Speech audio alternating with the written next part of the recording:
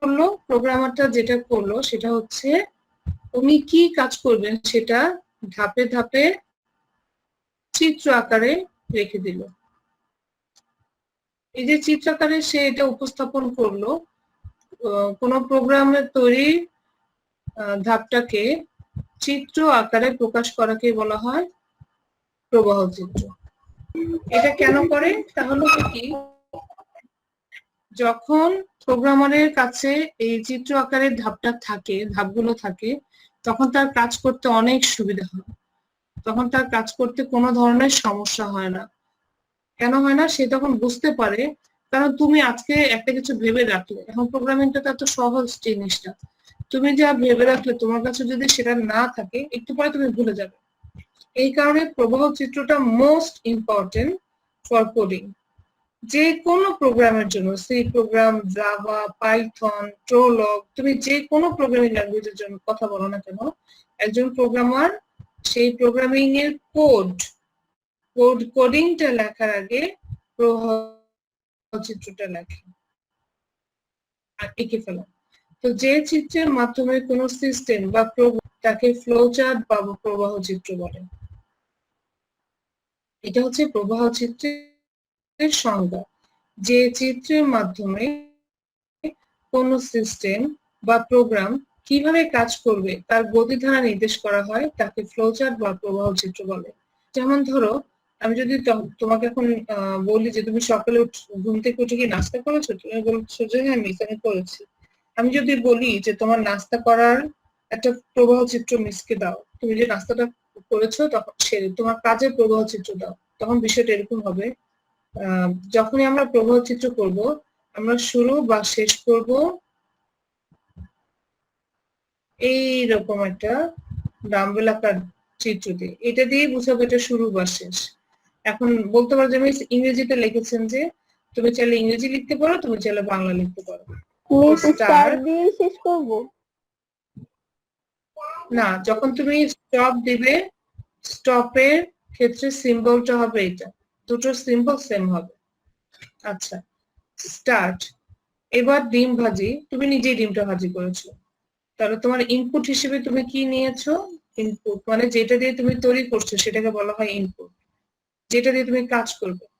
তো ইনপুট হিসেবে তুমি নিয়েছো ধরো এগ, সল্ট, আরো অনেক ইনগ্রেডিয়েন্টস আছে, আমরা শুধু এতটুকুতেই যাই।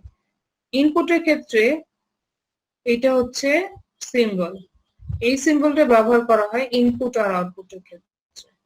আচ্ছা, এবার প্রসেসিং। প্রসেসিংটা হচ্ছে এই যে এটা কি, এই সিম্বলটাকে কি বলে বলতো? ইনপুটের সিম্বলটাকে কি বলে, আর প্রসেসিং এর চিহ্নটাকে কি বলা হয়? রেক্টাঙ্গেল। রেক্টাঙ্গেল হচ্ছে এটা, তাই না? আয়তকার। প্রসেসিং এর জন্য আমরা ইউজ করব হচ্ছে এই যে আয়তাকারের এই চিহ্নটা। এখানে প্রসেসিং কি করলাম, যে আমার যে কড়াই আছে বা প্যান আছে, প্যানের মধ্যে তুমি কড়াইয়ে তেল নিয়ে কড়াইয়ের গরম তেলে, সরি আমরা তো ইংলিশে লিখছি,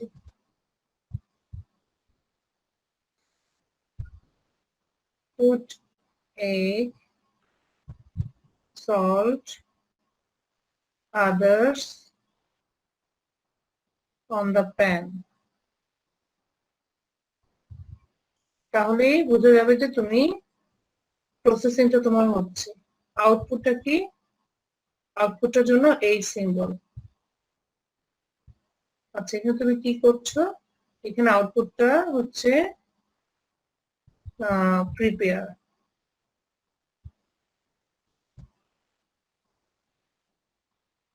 স্টপ, তোমার কাজটা শেষ, তুমি স্টপ করে দিলে। আমি তোমাদের রেগুলার লাইফে একটা ছোট্ট অ্যাক্টিভিটিস দিয়ে চেষ্টা করেছি এটা বোঝাতে, হ্যাঁ, যে একটা সিম্পল একটা কাজের ফ্লোচার্ট বা প্রবাহ চিত্র কি হতে পারে। এই যে আমার কাছে যখন এটা থাকবে, আমি যখন ডিমবাজি করতে যাব তখন যদি আমি এইটা একটু ফলো করি আমার কিন্তু ভুল হওয়ার সম্ভাবনা অনেক কম থাকে। তো এই বিষয়টাকেই বলা হয় প্রবাহ চিত্র বা ফ্লো চার্ট। তো আমাদের শুধু রেগুলার লাইফে যে আমরা রেসিপি ফলো করি এটা কিন্তু দেখো ওয়ান কাইন্ড অফ রেসিপি। তো আমরা যে শুধু রেসিপি ফলো করি বিষয় কিন্তু তা নয়। আমরা কি করি, আমরা প্রোগ্রামিং এর ক্ষেত্র এইটাকে কাজে লাগে এবং সেই সময় এটার নামটা কি দেই, আমরা এটার নাম দেই হচ্ছে ফ্লো চার্ট, প্রবাহ চিত্র বা ফ্লো চার্ট। এবার দেখি আরো কিছু ইনফরমেশন ম্যাম থেকে নিয়ে দেখি। কোন অন্যভাবে ভরকে বলা কি যায় বলে এটা একটা প্রোগ্রামের বলুন। ধাপ। হ্যাঁ হ্যাঁ বাবা বুঝিনি। ম্যাম মানে কোন বক্সটাকে যে কিরকম ইনপুটের জন্য বক্সটা কোনটা হ্যাঁ ওটা আমি বলে দিব, ওটা বলে দিব। থ্যাংক ইউ, ওটা একটু পরে আসছে। তো অন্যভাবে বলা যায় প্রোগ্রামের ধাপগুলো চিত্রের সাহায্যে প্রকাশ করাকে প্রবাহ চিত্র বলে। ফ্লোচার্ট দেখেই বোঝা যায় প্রোগ্রামের ধাপগুলো কিভাবে বিন্যস্ত ও প্রবাহিত হবে। এই যে কথাগুলো লিখে দিয়েছি একের জন্য 1 মার্কস এর জন্য যদি আসে যে প্রবাহ চিত্র বা ফ্লোচার্ট কাকে বলে, একটা স্ট্যান্ডার্ড অ্যান্সার হচ্ছে এই পর্যন্ত। তোমাকে এই পর্যন্ত লিখতেই হবে, এই পর্যন্ত তোমাকে লিখতেই হবে তুমি যদি স্ট্যান্ডার্ড 80 আপ 90 আপ নাম্বার পেতে চাও। যে তুমি দুটো সংজ্ঞা দিলে আর নিচের লাইনটা খুব ইম্পর্টেন্ট যে ফ্লোচার্ট দেখেই বোঝা যায় প্রোগ্রামের ধাপগুলো কিভাবে বিন্যস্ত ও প্রবাহিত হবে। আচ্ছা, ফ্লোচার্ট সাধারণত দুই প্রকার, একটা হচ্ছে সিস্টেম ফ্লোচার্ট আর একটা হচ্ছে প্রোগ্রাম ফ্লোচার্ট। ফ্লোচার্ট সাধারণত দুই প্রকার, একটা হচ্ছে সিস্টেম ফ্লোচার্ট আর একটা হচ্ছে প্রোগ্রাম ফ্লোচার্ট। তোমরা কিন্তু নামটা দেখেই বুঝতে পারবে যে আমরা যে প্রোগ্রামিং এর জন্য শিখছি সেটা সিস্টেম ফ্লোচার্ট হবে না প্রোগ্রাম ফ্লোচার্ট হবে। বলো তো সেটা কোন ধরনের ফ্লোচার্ট হবে? আমরা যেটা শিখতে যাচ্ছি আমরা কোনটা শিখবো, সিস্টেম ফ্লোচার্ট শিখবো না প্রোগ্রাম ফ্লোচার্ট শিখবো? প্রোগ্রাম। কেউ গেস করে? হ্যাঁ ভেরি গুড, আমরা প্রোগ্রাম ফ্লোচার্ট শিখবো। তাহলে এবার মাথায় আসছে না তাহলে সিস্টেম ফ্লোচার্টটা কি? সিস্টেম ফ্লোচার্ট হচ্ছে বড় বড় যে কলকারখানা, অফিস, আদালত, ওদের ফ্লোচার্ট আছে এবং এই ফ্লোচার্ট গুলো এত বড় বড় হয় কারণ হোল সিস্টেম ওখানে আছে। তো এই ধরনের ফ্লোচার্টকে বলা হয় সিস্টেম ফ্লোচার্ট। সিস্টেম ফ্লোচার্ট কোন সংস্থা বা সংগঠনের সকল কাজের ধারাবাহিকতা একটি চিত্রের মাধ্যমে প্রকাশ করলে তাকে সিস্টেম ফ্লোচার্ট বলে। আমরা বুঝতে এই মাত্র যেটা বললাম তাই এখানে দেয়া আছে যে সিস্টেম ফ্লোচার্ট হচ্ছে কোন সংস্থা বা সংগঠনের সকল কাজের ধারাবাহিকতা একটা চিত্রের মাধ্যমে প্রকাশ করলে তাকে সিস্টেম ফ্লোচার্ট বলে। সহজে এখানে বোঝা যাচ্ছে। আর প্রোগ্রাম ফ্লোচার্ট, একটি কম্পিউটার প্রোগ্রামের ধারাবাহিক কার্যাবলী একটি চিত্রের মাধ্যমে প্রকাশ করলে তাকে প্রোগ্রাম ফ্লোচার্ট বলে। এখন বলতে পারো যে মিস ফ্লোচার্টে ডিফারেন্সিয়েশন যদি না আসে তাহলে কি এটা প্রয়োজন আছে? তোমাকে যদি 2 নাম্বারের জন্য বলে যে প্রবাহ চিত্র বা ডিসক্রাইব ফ্লোচার্ট, না বাংলায় বলবে যে প্রবাহ চিত্র সম্পর্কে আলোচনা করো, অথবা এরকমই আসবে যে প্রবাহ চিত্র কত প্রকার ও কি কি, এটা খুব কম আসে। যদি 2 এর জন্য আসে যে তোমার কোশ্চেনটা হচ্ছে 2 মার্কস এর জন্য তখন তুমি হোলটা আনসার করবে একদম উপর থেকে লাস্ট পর্যন্ত, এই পর্যন্ত আনসার করবে। আর যদি 1 এর জন্য আসে বুঝতে দাগিয়ে দিয়েছি যে কতটুকু আনসার করবে সেটা বলেও দিয়েছি। 1 এর জন্য হচ্ছে প্রথম টিকটা 1 নাম্বারের টিক, আর 2 এর জন্য হচ্ছে এটা। আমি জানি অনেকে মনে মনে হাসছে, খেদে কাজ নেই 2 এর জন্য আমি এটা আনসার করবো বা 1 এর জন্য এত বড়টা করবো। আবারও বলছি বাবা কেন বলি জানো, যখন টিচারকে তুমি কিভাবে কনভিন্স করতে পারবে। সবাই আমরা মনে করি যে আমরা বড় বড় কোশ্চেন গুলো দেই, নেভার। টিচাররা আমরা যখন খাতা দেখতে বসি, আমি এইচএসসি কথা বলছি, আমরা যখন দেখি যে একটা বাচ্চা কখই এত ভালো লিখেছে তখন আমরা ওই যে বলো না প্রথমে দর্শন ধারি তারপর গুণ বিচারি, আমরা তো আগে একের ক এর আনসার দেখি, তারপর খ এর আনসার দেখি, তারপর গ হতে চাই। যখনই তুমি একের আনসার দিয়ে টিচারকে কনভিন্স করে ফেলে, টিচার কি করবে, গ ঘ দেখার সময় ও তো ভালো স্টুডেন্ট, ও তো চমৎকার লিখবে, ও এখানেও নিশ্চয়ই ভালোই লিখেছে। কারণ বড় কোশ্চেন গুলোতে আমরা এক্সাক্ট লাইন গুলো দেখি না, আমরা দেখি যে মেইন পয়েন্টটা সে লিখেছে কিনা। তো মেইন পয়েন্টটা যদি কারো থাকে তখন টিচার কি করে, এখানে ম্যাক্সিমাম ক্ষেত্রে ফুল নাম্বারতে পার্শিয়াল হলেও এক্সট্রিম পার্শিয়াল, ধরো 4 এর মধ্যে 3 দিয়ে দেয়। অতএব তোমাকে কনভিন্স করার মেইন পয়েন্ট হচ্ছে ক আর খ। তাই বলছি যে ক খ সব ওগুলোতে স্ট্যান্ডার্ড লিখবে, আর কোনটা কতে স্ট্যান্ডার্ড কোনটা কতে কোনটা স্ট্যান্ডার্ড অবশ্যই সেটা আমাদের বলে দেয়, তোমাদেরকে বলে দেয় নৈতিক দায়িত্ব, যেহেতু আমরা খাতাগুলো দেখি। এবং একটা মজার বিষয় হচ্ছে তোমরা তো পরীক্ষা দাও না, বাংলাদেশের অন্যান্য জায়গা থেকে যখন আমরা খাতাগুলো রিসিভ করি, বিশ্বাস করো যে 60% খাতাতে এইভাবে আনসার করা থাকে। ক এর জন্য বিরাট আনসার, খ এর জন্য ডিটেলস আনসার। আমি বলছি না যে অনেক পাতা ভরে লিখবে, পাতা ভরে লেখার কনসেপ্ট থেকে বের হয়ে আসতে হবে। তুমি অ্যান্সার করবে এক্সাক্ট বাট কমপ্লিট। তুমি যদি একটা সংজ্ঞা দাও সেটা কখনোই স্ট্যান্ডার্ড না, কমপ্লিট অ্যান্সার না। তোমাকে একটা সংজ্ঞার জন্য 2টা লিখতে হবে, 1 এর জন্য। এটাকে বলা হয় কমপ্লিট অ্যান্সার। অনেকে বোকার মতো পেজ হিসাব করো, নো নেভার, পেজ হিসাব করে লেখাটা খুব বোকা। আচ্ছা, প্রোগ্রাম ফ্লো চার্টে বিভিন্ন ধরনের প্রতীকের ব্যবহার হয়, নিম্নে তা দেখানো হলো। সামি যেটা বললো খুব ইম্পর্টেন্ট, যে আমি কি করে ফ্লোচার্ট তৈরি করবো যদি না আমি জানি না যে কোন ফ্লোচার্টের জন্য সিম্বল কোনটা। তো প্রোগ্রাম ফ্লোচার্টে বিভিন্ন ধরনের প্রতীকের ব্যবহার হয়, নিম্নে আমরা দেখি কি কি আছে। আমরা ফার্স্টে দেখবো প্রতীক, তারপর দেখবো তার মিনিংটা। এই যে সামিয়া বললো যে স্টপ, স্টপের সময় তো আমরা স্টপই লিখবো বা শেষ লিখবো, তখন তার স্টার্ট লিখবো না। বাট এখানে বিষয়টা কি, এই সিম্বলটা ব্যবহার করব শুরু এবং শেষে। আমরা যখনই প্রোগ্রাম ফ্লোচার্ট তৈরি করব শুরু এবং শেষে লিখবো এই সিম্বলটা। আচ্ছা, ফার্স্ট সিম্বলটা হচ্ছে ডাম্বেল আকার। সেকেন্ড সিম্বলটা এটা হচ্ছে বাংলায় থেকে কি বলা হয়, সামন্তরিক। এটা হচ্ছে ইনপুট এবং আউটপুটের জন্য, ঠিক আছে। তাহলে এটা হচ্ছে কিসের জন্য, শুরু এবং শেষ। তুমি ইনপুট এবং স্টার্ট এন্ড স্টপ। আর এটা হচ্ছে ইনপুট এবং আউটপুট, শুধুমাত্র ইনপুট এবং আউটপুটের জন্য এই সিম্বলটা। আয়তক্ষেত্রের এই সিম্বলটা তুমি ব্যবহার করবে প্রসেসিং এর জন্য, প্রক্রিয়াকরণের জন্য। তোমার যে ইনপুট এবং আউটপুট, এটা হচ্ছে তুমি কিভাবে প্রসেস করছো, এটা হচ্ছে প্রসেসিং। তো প্রক্রিয়াকরণটা কি, প্রক্রিয়াকরণের জন্য আমরা ইউজ করব আয়তক্ষেত্র। আচ্ছা, মোস্ট ইম্পর্টেন্ট একটা সিম্বল, যেখানে তোমার সিদ্ধান্তের কোনো বিষয় আসবে সেই ক্ষেত্রে আমরা ইউজ করব এই সিম্বলটা। যখন আমাদের সিদ্ধান্তের কোনো ব্যাপার আসবে, আমরা একটু আগে আমি যেটা দেখিয়েছি সেখানে কোনো সিদ্ধান্তের বিষয় আসেনি। ধরো যদি এরকম থাকে,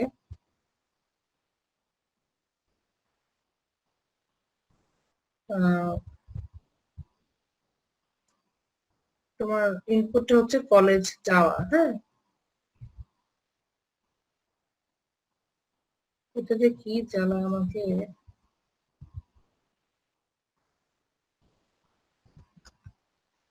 এটা ধরো একটা ইনপুট। এবার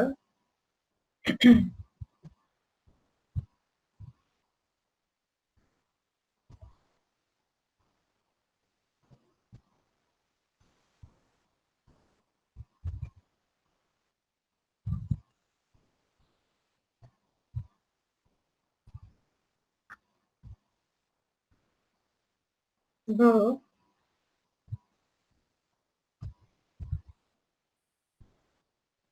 এখন তুমি কলেজ, তার আগে তো অনেকগুলো স্টেপ আছে। তুমি ঘুম থেকে উঠলে, স্টার্ট হলে, ফ্রেশ হলে, নাস্তা করলে, এরকম অনেক স্টেপের পর ধর একটা স্টেপ আসলো যে কলেজ যাওয়া। কিন্তু এখানে বিষয় হচ্ছে কলেজ তুমি যেতে পারবে, বাট এখানে একটা বাধা আছে, করোনা। করোনা কি ইয়েস অর নো?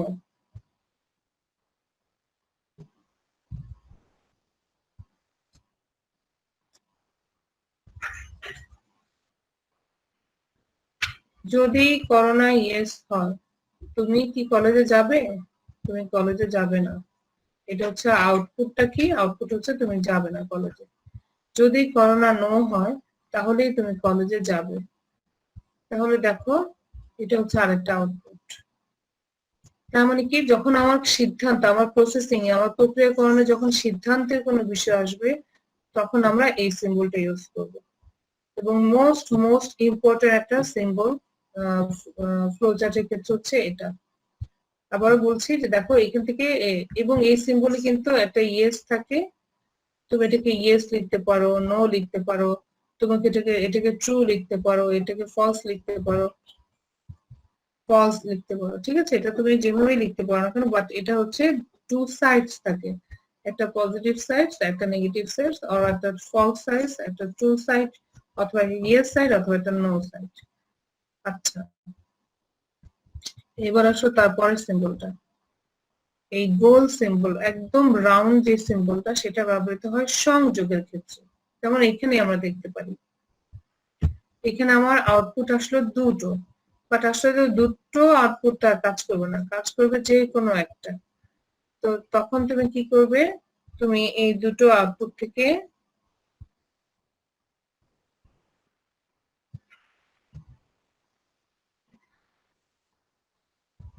সংযোগ করবে।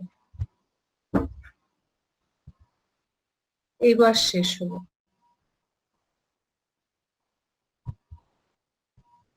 বিষয়টা কি দাঁড়ালো, বিষয়টা দাঁড়ালো,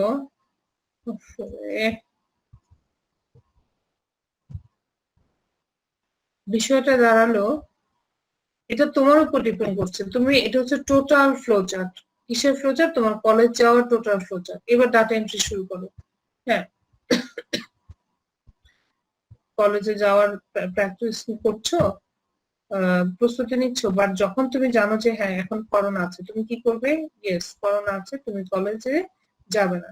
এই যে কলেজে যাবে না, তখন কি হবে? এটা এখানে এসে এই যে শেষ হয়ে গেল। তা আউটপুটটা কি হলো? যাবে নাটা ট্রু হলো। তখন কিন্তু আর এই পাশে যাবে, এই পাশে আর আসলোই না, তোমার আউটপুটটা এখানে শেষ হয়ে গেল। এবার আরেকটা ধরো, আরো 6 মাস পরের কথা বলছি, যদিও জানি না আল্লাহ কি করে, চাইতে 6 দিন পরেই সব ঠিক হয়ে যায়, তারপর বলা যায় না। এখন 6 মাস পর কি হবে? যখন তুমি এই প্রোগ্রামটাতে যখন আসবে, করোনা আছে না করোনা নেই, নো, যখন তুমি কোন পাশে আসবে, এই পাশে এসে তুমি কলেজে যাবে, এটা ট্রু হলো। তার মানে কি, সংযোগের কাজ হচ্ছে যতগুলো অপশন আছে সবগুলো অপশনকে সে একসাথে করে। এবার সেখান থেকে যেটা আউটপুট হয় সেটা আউটপুট হয়ে প্রোগ্রামটা শেষ হয়ে যায়। এটাই হচ্ছে সংযোগের কাজ। তো সংযোগের জন্য আমরা কি ইউজ করব? সংযোগের জন্য এই সিম্বলটা ইউজ করব। আর সংযোগ কখন কাজ করে? আবারও বলছি, যখন অনেকগুলো আউটপুট নিয়ে আমরা একসাথে রেখে ওইখান থেকে ডাটার উপর ভিত্তি করে একটা আউটপুট আসবে, বাট আমাদের কাছে অপশন থাকবে অনেকগুলো আউটপুট। যখন অনেকগুলো আউটপুটের অপশন থাকে তখন আমরা সেই আউটপুট গুলোকে একত্রিত করি এই সংযোগ চিহ্নটা দিয়ে। আচ্ছা, আমি তো মুছে ফেললাম, আমি এই যে স্টার। হ্যাঁ সংযোগটা ম্যাম আরেকবার বলবেন? হ্যাঁ বলবো বাবা। সংযোগ হচ্ছে, তুমি এমন একটা প্রোগ্রাম করছো যে প্রোগ্রামে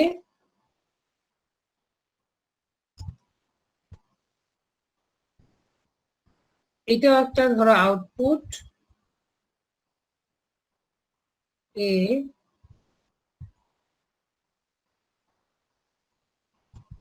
আউটপুট আরেকটা আউটপুট আসলো, আউটপুটের অপশন আসলো আর কি,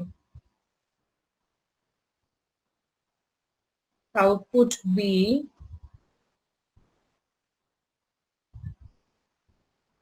আউটপুট সি। এই তিনটা আউটপুটের মধ্যে যে কোনো একটা ফাইনালি কাজ করবে, কিন্তু আমাকে তো এই আউটপুট গুলো নিতে হবে, অপশন হিসেবে রাখতে হবে। এই আউটপুট গুলোকে একসাথে রাখার কাজ করে হচ্ছে এই সংযোগ সিম্বলটা। এই যে তোমার ফ্লো চার্টে যখন তুমি একটা সংযোগ ইউজ করবে, কখন ইউজ করবে? যখন অনেকগুলো আউটপুট থাকবে।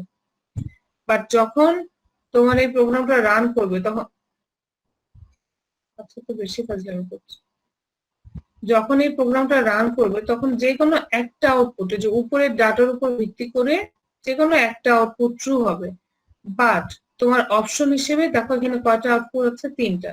এই তিনটা আউটপুটকে তুমি কিভাবে প্রোগ্রামে দেখাবে, এই সংযোগটার মাধ্যমে, এই সংযোগ সিম্বল দিয়ে তুমি তিনটা আউটপুট দেখাবে। যেমন ধরো আজকে তোমার ফ্রেন্ডের বাসায় দাওয়াত আছে, এখন তোমার ফ্রেন্ডের বাসায় দাওয়াত আছে,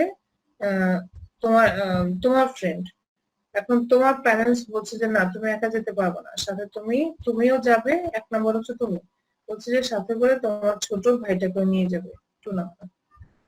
তার মানে বলছে যে যদি তুমি এইভাবে যেতে চাও তাহলে তুমি যেতে পারবে। তার মানে কি এখানে তোমার ফ্রেন্ডের বাসায় যাওয়ার একটা অপশন হচ্ছে যদি তুমি তোমার ভাইকে নিয়ে যেতে চাও তাহলে তুমি যেতে পারবে। আরেকটা অপশন তারা দিয়েছে, ঠিক আছে তোমাকে একাই যেতে হবে, তুমি একাই যেতে পারবে, বাট তোমার আব্বু তোমাকে সাথে করে গেট পর্যন্ত দিয়ে আসবে। এটা হচ্ছে 2 নম্বর অপশন। আচ্ছা, আরেকটা অপশন হচ্ছে খুব ভালো অপশন, যে এখন করো না, তোমাকে এখন বাসা থেকে বাইরে হতে দিব না। এখন তোমার উপর ডিপেন্ড করছে, তোমাকে এখন জিজ্ঞেস করছে বলো তুমি কি 1 নম্বর অপশনটা নিবে, 2 নম্বর অপশনটা নিবে, না 3 নম্বর অপশনটা নিবে। এই যে তোমার ফ্লো চার্টে এরকম 3টা অপশন আছে, এটা তুমি একসাথে কিভাবে দেখাবে, সরি এটা কিন্তু ডাম্বেল আকার হয়ে গেল, এভাবে চিত্রটা আঁকলে হবে না। রাউন্ড করে তুমি এবার ফ্লো চার্টে দেখিয়ে দিলে যে তোমার এখানে 3টা অপশন আছে। এবার তোমার উপর ডিপেন্ড করবে, কলমটা ফেলিয়ে দিবে, তোমার উপর ডিপেন্ড করবে যে তুমি কোনটা নিচ্ছ। এবার তোমার উপর ভিত্তি করে এটা কি হবে, শেষ পর্যন্ত প্রোগ্রামটা শেষ হবে। কিন্তু তোমাকে তো অপশন তারা 3টা দিয়েছে, সেই অপশন গুলো তো তোমাকে এখানে শো করতে হবে। অপশন শো করার জন্য আমরা এই সংযোগ চিহ্নটা ব্যবহার করি, যতগুলো অপশন আছে সবগুলোকে একসাথে করে তারপর যে কোনো একটা বের করি। এখন তুমি বলে যে ঠিক আছে আব্বু তাহলে আমি করব, আমার ছোট ভাইটাকে নিয়ে যাই, ওর একটু এন্টারটেন হলো, ওর মজা হলো, আর আমার সাথে আলোচনা হলো, তোমরাও শান্তি পেলে। তখন কি হলো, এখানে আসলে আউটপুটে 2 নম্বর অপশনটাই হবে, কার্যকরী হবে। বাট তোমার ফ্লো চার্ট আঁকার সময় তোমাকে আর দেখাতে হবে না যে কোনটা কার্যকরী হলো কোনটা হলো না, তোমাকে শুধু এটা জানতে হবে যখন একাধিক কোনো অপশন থাকবে তখন আমরা এই সংযোগ চিহ্নটা ব্যবহার করব। আর এই যে এই চিহ্নগুলো কি, এই যে এটা, এই যে মিস যে তীর চিহ্নগুলো ইউজ করেছে এগুলো কিসের জন্য, এগুলো হচ্ছে প্রবাহ, মানে প্রবাহ দিকটা ধরে রাখার জন্য আমরা ব্যবহার করি হচ্ছে এই সিম্বল। সামি তুমি কি এখন বুঝেছো বাবা? ম্যাম সংযোগটা তো একটা সিদ্ধান্তের মতো ম্যাম কাজ করে। না না না, সিদ্ধান্তের থেকেই অনেকগুলো আউটপুট আসবে, আর এই আউটপুট গুলোকে শো করাবে তুমি, মানে এই সংযোগ দিয়ে আউটপুট গুলোকে তুমি ফ্লো চার্টে দেখাবে। সিদ্ধান্তের কাজ সিদ্ধান্তের এই যে এ করবে, সিদ্ধান্তের কাজ এটা করবে, হ্যাঁ। আর সংযোগ হচ্ছে যদি যদি তোমার ফ্লো চার্টে অনেকগুলো সিদ্ধান্ত থাকে, অনেকগুলো আউটপুট থাকে, সে আউটপুটটা একসাথে করবে শুধু সংযোগ। তোমার ফ্লো চার্টে অনেকগুলো আউটপুট নাও থাকতে পারে, আর যখন আমরা এই প্রোগ্রাম গুলো করবো তখন আরো অনেক সহজ ভাবে বুঝবো। এখন জটিল মনে হচ্ছে, আসলে বিষয়টা এত জটিল না, বুঝবে অনেক সহজ, বিষয়টা অনেক সহজ। আচ্ছা, এবার আসো আরেকটা টপিক, অ্যালগোরিদম। একদম ফ্লো চার্ট আর অ্যালগোরিদম হচ্ছে যমজ ভাই বোন, ঠিক আছে, শুধু দুজনের কাজ দুই রকম। কোন কাজ সম্পাদনের ক্ষেত্রে কতগুলো যৌক্তিক সিদ্ধান্তের মাধ্যমে পর্যায়ক্রমে কাজ সম্পাদনের প্রক্রিয়াকে বলা হয় অ্যালগোরিদম। বা তুমি যদি বলো যে একটু আগে আমরা ফ্লো চার্টের সংজ্ঞাটা কি কি দেখেছিলাম,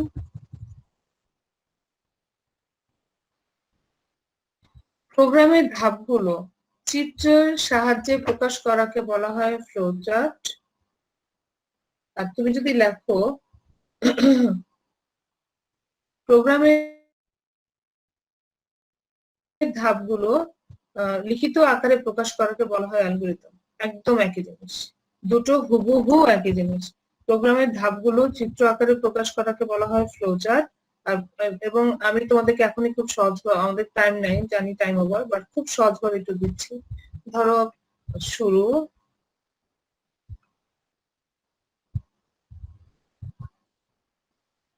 ইনপুট এ,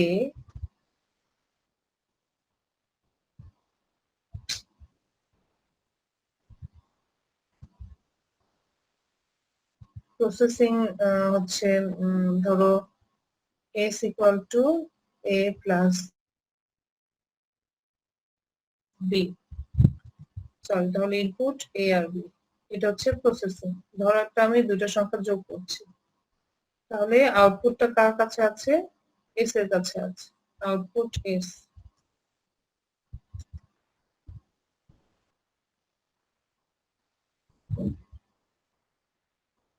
শেষ, স্টপ। এটা যদি হয় একটা ফ্লো চার্ট, দুটি সংখ্যা যোগ করার ধর একটা ফ্লো চার্ট। দুটি সংখ্যা যোগ করা যদি ফ্লো চার্ট হয়, এটার অ্যালগোরিদম কি হবে জানো? ধাপ 1 শুরু, ধাপ 2 ইনপুট a, b, ধাপ 3 x equal to a plus b, ধাপ 4 আউটপুট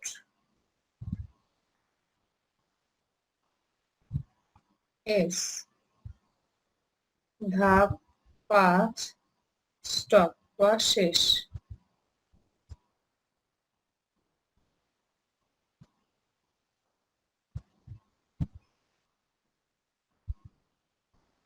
এই হলো ফ্লো অ্যালগোরিদম, আর এই হচ্ছে ফ্লো চার্ট। আমি যে বলেছিলাম যে যমজ ভাই বোন, দেখো হুবহু একই কাজ করে, একজন চিত্র আকারে আর একজন লিখিত আকারে। তাহলে প্রোগ্রামের ধাপগুলো চিত্র আকারে প্রকাশ করাকে বলা হয় ফ্লো চার্ট, প্রোগ্রামের ধাপগুলো লিখিতভাবে প্রকাশ করাকে বলা হয় অ্যালগোরিদম, আর কিছুই না। মজার বিষয় হচ্ছে অনেকে আগে অ্যালগোরিদমটা লিখে তারপরে ফ্লো চার্ট লিখে, বাট আমার ক্ষেত্রে আমার খুব ভালো লাগে আগে আমি ফ্লো চার্টটা তৈরি করি তারপর অ্যালগোরিদমটা লিখি। বাট এটা তোমার উপর ডিপেন্ড করে, তুমি যেভাবে সহজ মনে হয়। তো এই হচ্ছে ফ্লো চার্ট আর এই হচ্ছে অ্যালগোরিদম। আমরা তাহলে অ্যালগোরিদমটাতে যাই। কোন কাজ সম্পাদনের ক্ষেত্রে কতগুলো যৌক্তিক সিদ্ধান্তের মাধ্যমে পর্যায়ক্রমে কাজ সম্পাদনের পরিকল্পনাকেই অ্যালগোরিদম বলে। আমার কখনোই ইন্টেনশন না যে তোমাদেরকে বেশি সহজ করে দিয়ে কম নাম্বার পাওয়ানো, আমার ইন্টেনশন হচ্ছে কিভাবে তোমরা প্রত্যেকেই a প্লাস পাও আইসিটিতে, যার কারণে সংখ্যাগুলো সহজ একটু এভাবে দিই। তো তোমরা এই সংখ্যাটা লিখে তারপর বলতে পারো যে অন্যভাবে বলা যায় প্রোগ্রামের ধাপসমূহকে লিখিত আকারে প্রকাশ করাকেই বলা হয় অ্যালগোরিদম। তবে আমি এটা এখানে দেইনি যে আমি জানি যে আমার কিছু পার্সেন্ট বাচ্চা আছে যারা তখন ওই সহজটাই শুধু পড়বে। অ্যালগোরিদমের এই সংজ্ঞাটা খুব ইম্পর্টেন্ট, প্রশ্নে আসলে এটা দিবে। এবং অ্যালগোরিদম কি, ফ্লো চার্ট কি খুব আসে, অতএব তোমাদের সংজ্ঞাগুলো জানতেই হবে। ফ্লো চার্টের লিখিত রূপকে অ্যালগোরিদম বলে। দেখেছো, আরেকটা ছোট্ট করে দিয়ে দিয়েছি। এবার অ্যালগোরিদম তৈরির কিছু নিয়ম বা শর্ত। অ্যালগোরিদম সহজবোধ্য হতে হবে। এটা হচ্ছে খুব ইম্পর্টেন্ট একটা বিষয়। অনেক প্রোগ্রামার জানে না, তারা চেষ্টা করে অ্যালগোরিদমটাকে যত জটিল করা যায়। নেভার, অ্যালগোরিদমটাকে তুমি যত জটিল করবে, ফ্লোচার্টকে তুমি যত জটিল করবে, তখন অন্যরা বুঝে যাবে, যারা তোমাকে জাজ করছে বুঝে যাবে যে তুমি আসলে ভালো প্রোগ্রামার না। প্রতিটি ধাপই স্পষ্ট হতে হবে যাতে সহজে বোঝা যায়। ধাপগুলো দেখো, মিস কি লিখেছি, ইনপুট a, b, আর কোনো কথা লিখিনি। অনেক সময় দেখবো যে লেখা থাকবে এইখানে কি ইনপুটের মান গ্রহণ করা হলো যা a এবং b। নো, এত বড় করে আমাদের বইতেই আছে, বাট আমি তোমাদেরকে বলবো যে এত বড় করে কখনো লিখবে না, পারলে ইংরেজিতে লিখবে শর্ট করে।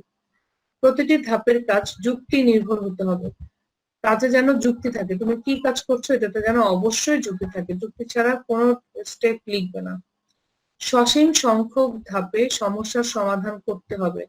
সসীম সংখ্যক ধাপে সমস্যার সমাধান করা মানে বুঝতে পেরেছো যে তোমার যত ধাপ কম হবে, একজন ভালো অ্যালগোরিদম মানে প্রোগ্রামার সে দেখালো যে দেখো কত জটিল ভাবে কত বড় করে আমি প্রোগ্রাম করছি, এটা কখনোই কোনো ক্রেডিটের বিষয় না।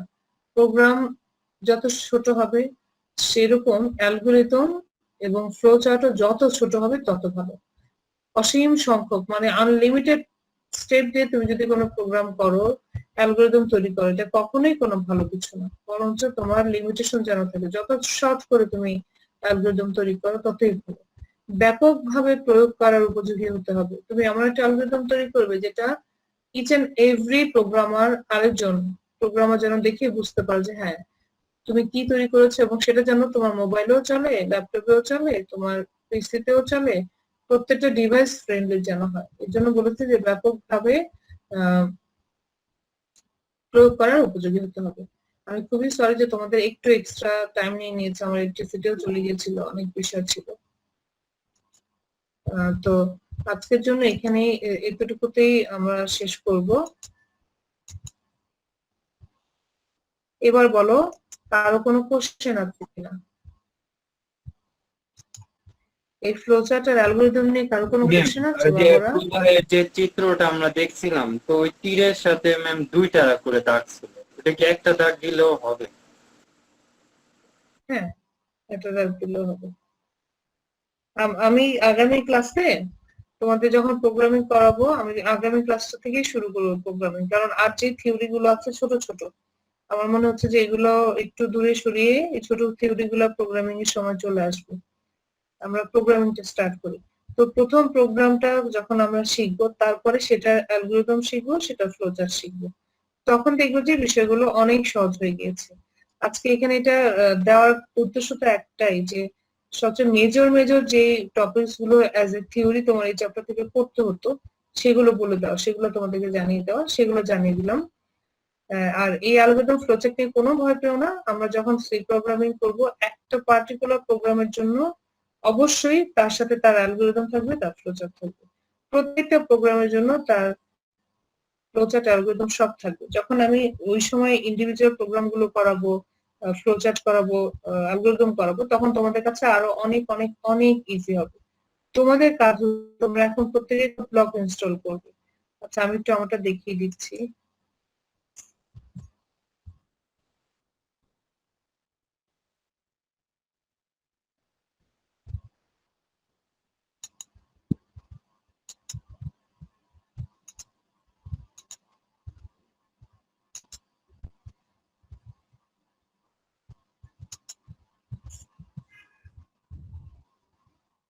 আচ্ছা, তোমরা কি দেখতে পাচ্ছ এই যে এই কোড ব্লকটা, এই কোড ব্লকস, এটা হচ্ছে ল্যাপটপ বা পিসির জন্য, যেহেতু আমি এটাতে করছি এটাতে করলে সহজ হবে। আর যারা মোবাইলে করবে তারা কাজ করবে হচ্ছে কোড ব্লক। স্ক্রিনশটটা নিয়ে নাও।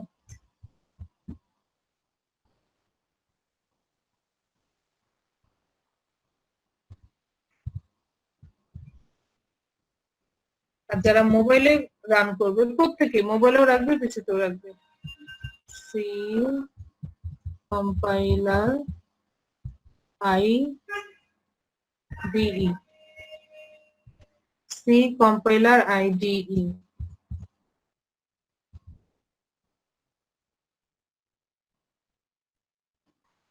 এটা তো এখানে আসবে না, তোমরা মোবাইলে যে সি কম্পাইলার IDE লিখবে।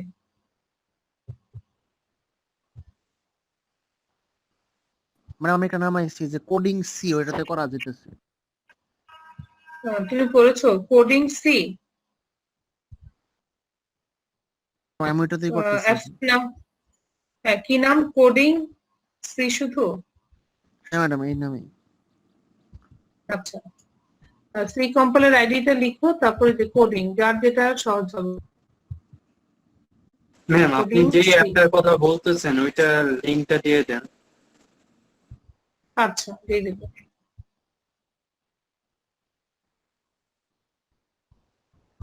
সি কম্পাইলার আইডি আমি মোবাইল থেকে দিব বাবা। ঠিক আছে। আচ্ছা, কোডিং কি এটা দেখে নিও, মেসেজ এখানে ওইভাবে আসছে না, এগুলো আসলে এইভাবে এখন আসবে না। আচ্ছা, তাহলে আমি গুগল ক্লাসরুমে এগুলো লিংক সহ দিয়ে দিব প্রত্যেকটা। হ্যাঁ, C compiler ID, coding C, আর কোড ব্লক, তোমার যার যেভাবে সুবিধা সে সেভাবে এক্সেস করবে। আবারও বলছি, এবং তোমাকে এক্সেস করতে হবে। তুমি যদি প্রোগ্রামিং রান না করাও, তোমার কিন্তু প্রোগ্রামিং এর কনসেপ্ট ভালো থাকবে না, এবং প্রি টেস্ট, টেস্ট, এইচএসসি কোনোটাতে তুমি এ প্লাস পাবে না। আর তুমি যদি কোনোভাবে এটা বুঝে যেতে পারো, তোমার যত কষ্ট হোক, তুমি টিচারকে ডিস্টার্ব করো, তোমার যে ফ্রেন্ডটা বুঝে তাকে ডিস্টার্ব করো, কোনোভাবে তুমি যদি এটা বুঝে যেতে পারো, তোমার কিন্তু হাসতে খেলতে 1 ঘন্টা অ্যান্সার করে তোমার এ প্লাস চলে আসবে। কেন বলছি 1 ঘন্টা অ্যান্সার করে? কারণ এই প্রোগ্রামিং গুলো লিখতে একদম সময় লাগে না। একটা থিওরি লিখতে যেই টাইপের সময় লাগে, এটাতে সময় অনেক কম লাগে। 5-6 লাইন লিখবে, তুমি একটা এচটিএমএল কোড লিখতে কতক্ষণ লাগে বলো? 5 থেকে 6 লাইন, বা বড় জোর অনেক জটিল, আমি যেভাবে টিচাররা যেভাবে আমরা টেবিল গুলোতে প্র্যাকটিস করাই, সেইখানে লিখতে 10-12 লাইন লাগতে পারে। কিন্তু এক্সামে তো আর এত জটিল নাও আসতে পারে। তো তুমি যদি পারো, বোঝো, তাহলে ওই 10 লাইনটাও তুমি 5 লাইনে নিতে পারো। আর 10 লাইন লিখতে সমস্যা কি যদি আমি পারি? এবং সি প্রোগ্রামিং এর ক্ষেত্রে আরো 4 নম্বরের জন্য যে কোশ্চেন গুলো আসে, ওগুলো হচ্ছে সবচেয়ে ছোট, 5 থেকে 6 লাইন। এর জন্য বলছি, কনসেপ্টটা যদি ক্লিয়ার রাখো, তুমি হাসতে খেলতে আইসিটি তে এ প্লাস পেয়ে যাবে। এবং দুটো চ্যাপ্টার মোস্ট ইম্পর্টেন্ট, সেই দুটো চ্যাপ্টার এখন চলছে, একটা হচ্ছে এইচটিএমএল, একটা হচ্ছে সি প্রোগ্রামিং। ওকে বাবারা, তোমাদের একটু সময় বেশি নিয়ে নিলাম, সবাই ভালো থাকো। আল্লাহ হাফিজ, আসসালামু আলাইকুম। ম্যাম লিঙ্ক দিবেন না রোলের জন্য, প্রেজেন্টের জন্য?